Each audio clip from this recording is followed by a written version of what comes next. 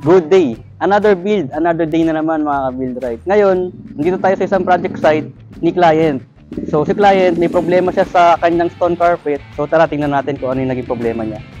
Ito po yung stone carpet ni client po na existing. So makikita po natin dito, naglulus na po yung decorative stone na po. So unang problema nito, surface preparation. And then pangalawa, tinipid to yung paggamit ng stone binder kaya mabilis siya natanggal. And then pangatlo, pwedeng mahinang stone binder yung ginamit dito. So papakita ko sa inyo kung paano i-repair to. So una, tanggalin muna natin yung existing stone carpet. Then pag malinis na yung surface, pwede na tayong mag-mix ng part A and part B of Lortec PF.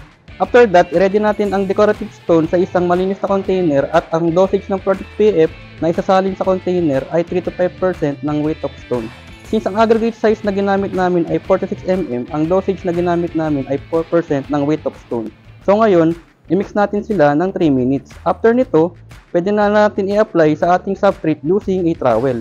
By the way, the entire application time should not exceed the path life of 1 to 2 hours. Kung gusto niyo ng ganitong walkway na stone carpet sa inyong mga project, message us.